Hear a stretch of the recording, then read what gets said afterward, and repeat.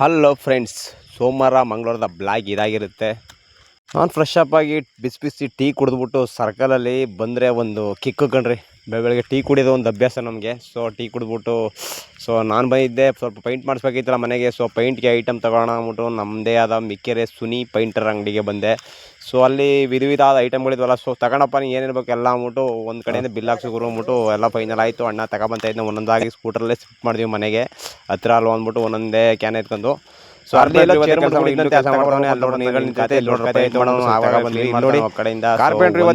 Maintain ಮಾಡ್ಬೋದು. ಎಲ್ಲ ಕೆಲಸ ಮೇಂಟೆನ್ಸ್ ಮಾಡ್ಬೇಕು ಅಂದ್ರೆ ಭಾಳ ಕಷ್ಟ ಇದೆ.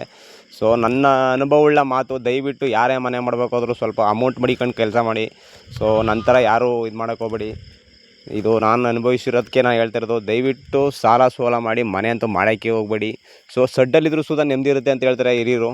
ದಯವಿಟ್ಟು ಆದಷ್ಟು ಇದು ಮಾಡಿ. ಸೊ ನೋಡಿ, ನಮ್ಮ ಕೆಲಸದವ್ರಿಗೆಲ್ಲ ರಜಾ ಕೊಟ್ಬಿಟ್ಟಿದೆ. ಯಾಕಂದರೆ ನಮ್ಮನೆ ಕೆಲಸ ವರ್ಕ್ ಮಾಡಿರೋದ್ರಿಂದ ಸೊ ಇವ್ರಿಗೆಲ್ಲ ಪಾಪ ರಜಾ ಆಗೋಯ್ತು ನನ್ನಿಂದಾಗಿ. ಸೊ ನಮ್ಮನೆ ಕೆಲಸ ನಡೀತಾ ಇರೋದ್ರಿಂದ ಇವ್ರಿಗೆ ರಜಾ ಕೊಟ್ಬಿಟ್ಟಿದ್ದೀನಿ. ಸರಿ, ಹಂಗೆ ಆಟ ಹೊಡ್ಕೊಂಡು ಕುಂದ್ರಪ್ಪ ಒಂದು 2 ನಿಮಿಷ ಆರಾಮಾಗಿ ಟೀ ತರಿಸ್ತೀನಿ ಅಂದ್ಬಿಟ್ಟು ಟೀ ಕುಡ್ಕೊ ಹೋಗ್ರಿ ಅಂದ್ಬಿಟ್ಟಿಲ್ಲ ಪಾಪ ಆ ಥರ ಇಲ್ಲ. ಎಲ್ಲ ಒಳ್ಳೆ ಫ್ರೆಂಡ್ ಥರ ಇದೀವಲ್ಲ. ಇಂತೂ ಅದಾಯಿತು, ಮುಗೀತು.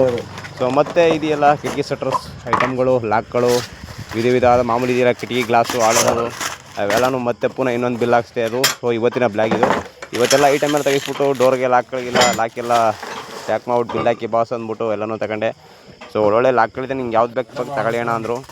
ಬ್ರ್ಯಾಂಡೆಡ್ ಕಂಪ್ನಿಯವ್ರು ತೋರಿಸಿದ್ರು. ನಮಗೇನು ಅಷ್ಟೇನು ಬೇಡ, ಸಿಂಪಲಾಗಿರೋ ತೋರಿಸಪ್ಪ ಒಳ್ಳೆ ಅಂದ್ಬಿಟ್ಟು ತಗೊಂಡ್ವಿ. ಇಂತೂ ಎಲ್ಲನೂ ತಗೊಂಡ್ವಿ. ಎಲ್ಲನೂ ಬಿಲ್ ಹಾಕ್ಬಿಟ್ಟು, ಅಣ್ಣ ಹ್ಯಾಂಡ್ಲ್ ಲಾಕ್ ನಿಮ್ಗೆ ಲಾಕ್ ಯಾವ ಥರ ಬೇಕು ನೋಡೋಣ ಅಂತ ಹೇಳಿದ್ರೆ ಒಂದು 5-6 ಕ್ವಾಲಿಟಿ ಇದ್ದು. ಸೊ ನಾನು ಒಂದು ಸೆಲೆಕ್ಟ್ ಮಾಡಿದೆ. ಸೊ ಕಂಪ್ನಿಯವ್ರು ಫಿಟ್ ಮಾಡ್ತಾರಂತೆ. ಸರಿ ಹಾಕೋಣ, ಒಂದು ಒಳ್ಳೆ ನೋಡಿ ಬಿಲ್ ಹಾಕೋಣ ಅಂದ್ಬಿಟ್ಟು ನಾನು ಈಚೆ ಕಡೆ ಬಂದೆ. ಸೊ ಅವರೆಲ್ಲ ಐಟಮ್ ಪಿಕ್ ಮಾಡ್ತಾಯಿದ್ರಲ್ಲ, ಸರಿ ನಾನು ಯಾಕೆ ಡಿಸ್ಟರ್ಬ್ ಮಾಡಿದವ್ರಿಗೆ ಅಂದ್ಬಿಟ್ಟು ಹಾಕ್ಬಿಟ್ಟು ಬಿಲ್ ಹೇಳೋಣ ಅಂದ್ಬಿಟ್ಟು ಸ್ವಲ್ಪ ಹಾಕೋಣ ಬಡವರು ನಾವು ಅಂತ ಹೇಳಿದೆ. ನಿಮ್ಗಿಲ್ಲ ಅನ್ನೋಕ್ಕಾಗತ್ತೆ, ಬೋಣ ಹಾಕ್ಕೊಡ್ತೀನಿ ಅಂದರು. ಹಾಕ್ತಾರೆ ಬಿಟ್ಟು ಎಲ್ಲ ಮೇಲಿರೋ ಭಗವಂತ ನೋಡ್ಕೊತಾನೆ, ದಯವಿಟ್ಟು ಆದಷ್ಟು ಕಮ್ಮಿ ಹಾಕಿ ಅಂತ ಹೇಳಿದೆ. ಸರಿ ಬಿಡೋಣ ಹಾಕ್ತೀವಿ ಅಂತಂದರು. ಸೊ ಇಂತೂ ಒಂದೇ ಕಡೆ ಐಟಮ್ ತಗೊಂಡ್ರೆ ನಮಗೂ ಸ್ವಲ್ಪ ಪ್ರಾಫಿಟ್ ಇರುತ್ತೆ, ಸೊ ಬೆನಿಫಿಟ್ ಇರುತ್ತೆ ಅಂತ ಹೇಳೋಕ್ಕೆ ಇಷ್ಟಪಡ್ತೀನಿ. ಸೊ ಇಲ್ಲಿ ಒಳ್ಳೊಳ್ಳೆ ವಿಧವಾದ ಐಟಮ್ ಸಿಗ್ತವೆ.